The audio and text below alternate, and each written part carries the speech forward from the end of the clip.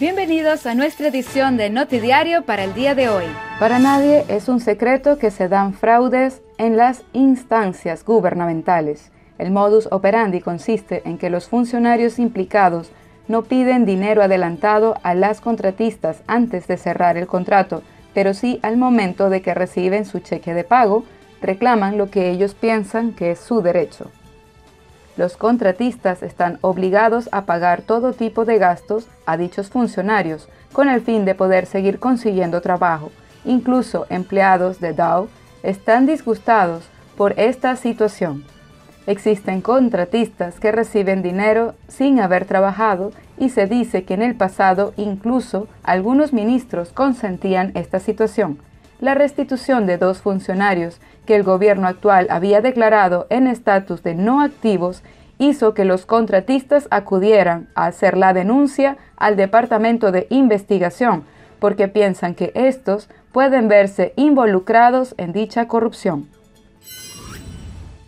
El día de ayer, la Corte de Primera Instancia trató un caso de malversación en el cual el acusado, de siglas EM, de 74 años de edad, durante el periodo desde el 1 de enero del 2010 hasta diciembre del 2017, malversó un fondo de 329.000 florines de un monto total de 956.625 florines, correspondiente al Fondo de Pensiones de ALM.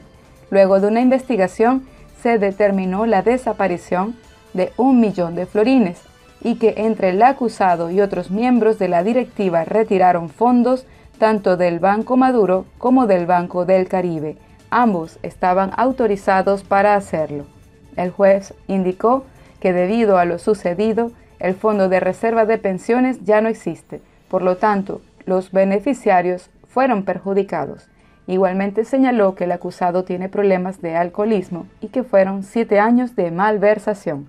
Luego de haber consultado el caso con un psiquiatra y un psicólogo, se determinó que el acusado es responsable de sus actos y que aún no ha restituido el dinero.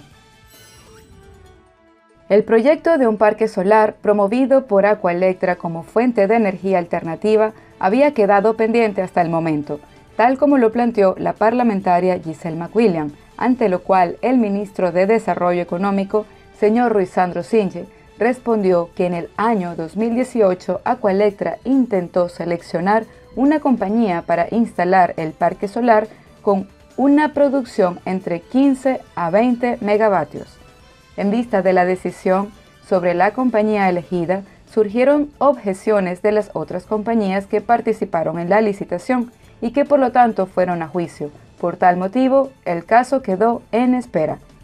En el mismo orden de ideas, la señora McWilliams propuso que se debe estimular a la comunidad para hacer uso de la energía solar de forma privada, ante lo cual se le respondió que dichas instalaciones para las viviendas requieren de inversión.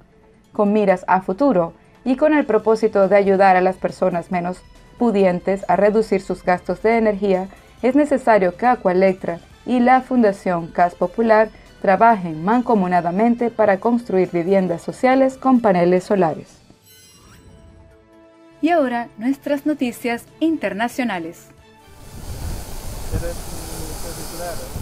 Fuertes vientos por ciclón Yaquecán golpean costas de Uruguay.